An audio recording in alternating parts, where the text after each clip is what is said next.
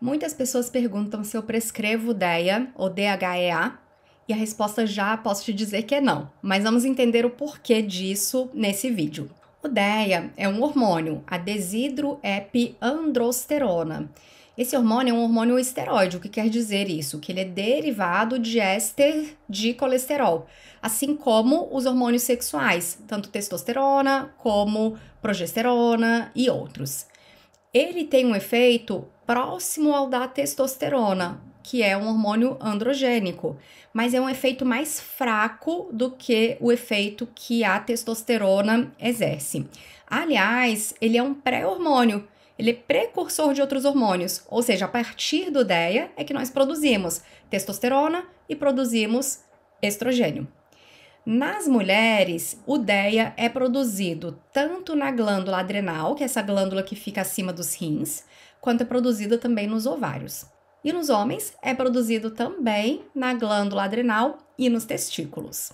Então aqui a gente tem o colesterol, pode ser o colesterol que vem da dieta, por exemplo, quando você come a gema do ovo, este é um alimento que contém colesterol, ou pode ser o colesterol que você produziu no seu fígado.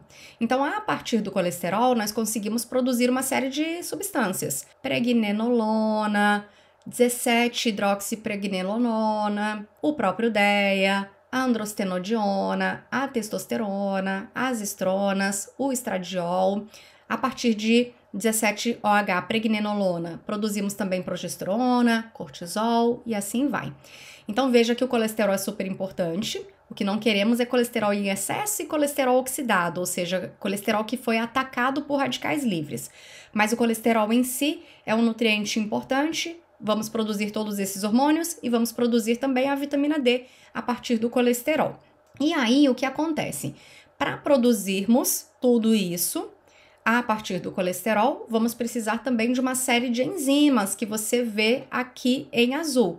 Então, esse processo em que pegamos o colesterol e vamos produzindo uma série de substâncias esteroides, é o processo conhecido como esteroidogênese. E se você tem algum polimorfismo genético, ou seja, se você tem alguma alteração genética em que você não consegue produzir essas enzimas que estão em azul, aí sim você pode ter uma produção reduzida de alguns desses hormônios, seja o DEA, seja a testosterona, seja o estradiol ou outros. Então vamos ver o que acontece na mulher. A mulher, ela que no cérebro dela, ela vai produzir hormônios como o FSH que vão estimular a produção ovariana hormonal. Então, o primeiro hormônio que é produzido aqui no ovário é a testosterona e a partir da testosterona são produzidos também outros hormônios, inclusive os hormônios femininos. Então, a partir da testosterona, nós podemos produzir estradiol. E na glândula suprarrenal vão ser produzidos também uma série de hormônios, como DEA, como progesterona, e a partir do DEA é produzida então as estronas e de novo o estradiol. Então veja que as mulheres vão produzir uma série de hormônios, o DEA é um deles, mas em geral esse DEA depois é convertido em outros hormônios.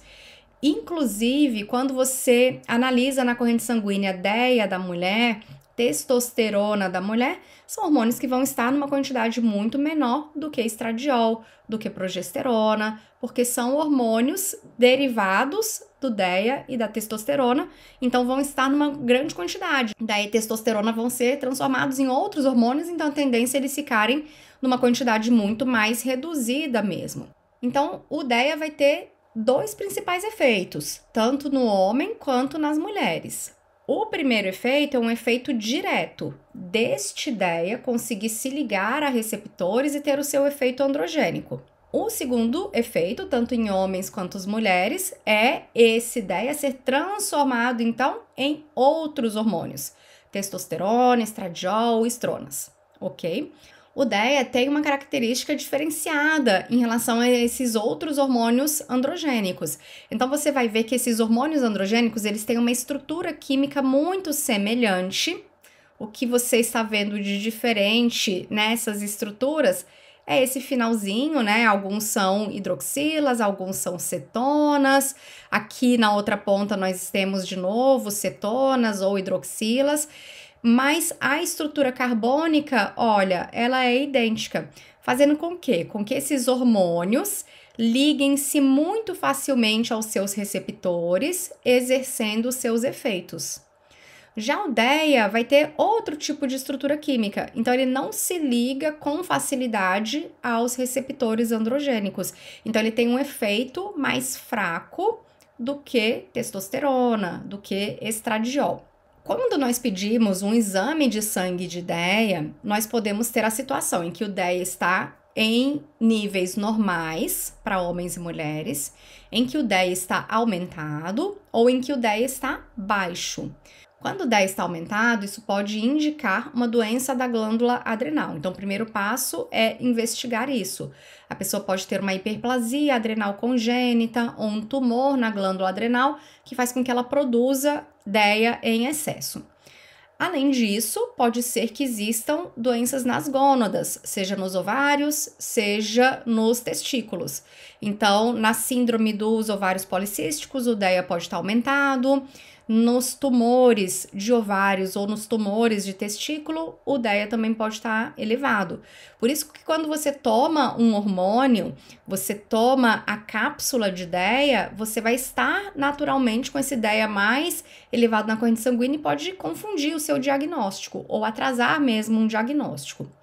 Já quando a pessoa está com DEA baixo, que não é muito comum, a gente pode ter então uma situação de insuficiência de adrenal, ou quando a pessoa teve um tumor na glândula adrenal e precisou retirar essa adrenal para tratamento do câncer, ela também vai ter o DEA mais baixo. Então, nesse caso, sim, o endócrino pode optar pela reposição do DEA, mas não é comum essa situação, tá? Então, é uma situação muito específica de uso desse hormônio. No Brasil, o DEA, então, é considerado um hormônio. Aqui na União Europeia também é considerado um hormônio, o que significa que apenas o médico vai poder prescrever esse produto nesses casos específicos em que há uma baixa produção de DEA, seja pela insuficiência adrenal, seja pelo tratamento que foi feito para câncer. O que muitas pessoas advogam é o seguinte, mas a produção de DEA vai diminuindo conforme a gente vai envelhecendo. E é verdade, a produção de todos os hormônios vão diminuindo conforme a gente envelhece, tanto de testosterona, quanto de progesterona, de LH, etc. E do DEA é igual, então a partir ali dos 35 anos, mais ou menos, essa produção de DEA começa a cair. Nos Estados Unidos, o DEA é considerado um suplemento, então se você entra em lojas norte-americanas, seja online, sejam lojas físicas, você vai ver que existem suplementos de DEA com 100 mg, 200 ou mais. Os fabricantes dizem que essa suplementação, então, de DEA conseguiria retardar o envelhecimento ou manter a massa muscular, mas os estudos não demonstraram isso. O que os estudos demonstram de utilidade no uso de DEA é algum benefício no tratamento de dependências ou em caso de abstinência no uso de drogas, como a cocaína. Então, esse aqui, por exemplo, é um estudo que mostrou a suplementação de DEA para tratamento, então, de ratos, nem foi feito com humano, foi ainda camundongos, que tinham, então, abstinência pela droga cocaína. Os estudos demonstram também que mulheres utilizando DEA começam a produzir mais testosterona, então existe uma virilização. Pode aparecer pelo na face, engrossamento da voz e assim por diante.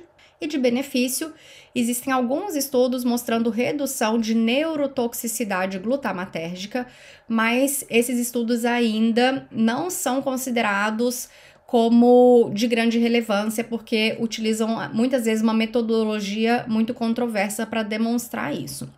O que não foi encontrado nesses estudos com pessoas utilizando DEA? Melhoria da insuficiência adrenal, então hoje não é considerado um tratamento para as glândulas adrenais. Não foi também demonstrado melhoria na performance esportiva, nem aumento de massa magra e muito menos de aumento de longevidade. E foram encontrados alguns problemas quando as pessoas utilizam DEA em grande quantidade por mais tempo. Então, já foi demonstrado falência testicular em homens, queda de cabelo, maior propensão a acne, maior aumento de pelos no rosto, principalmente em mulheres fazendo uso do DEA, e aumento tanto do risco de câncer de mama nas mulheres quanto de próstata nos homens pelo aumento dos estrogênios. Então, lembre que a partir do DEA vamos produzir estrogênios. E a questão é tão séria que ela é considerada doping, então é um suplemento banido pela agência antidoping, que é a agência que regula, então, os suplementos que podem ser utilizados e os medicamentos que podem ser utilizados pelos atletas.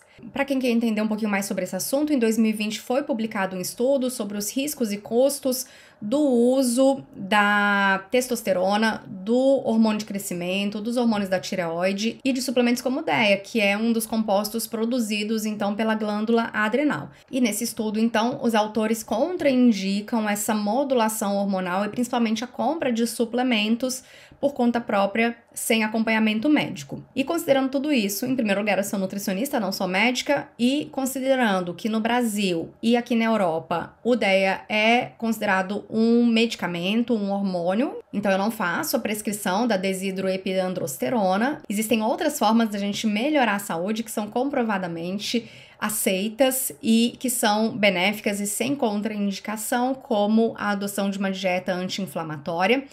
E a gente tem que começar a aceitar também que estamos envelhecendo e vamos continuar envelhecendo. Podemos fazer a prevenção de uma série de doenças com estratégias saudáveis e de estilo de vida, mas o uso de DEA não é uma dessas estratégias que vai ajudar a diminuir a velocidade de envelhecimento, muito menos prolongar a sua longevidade.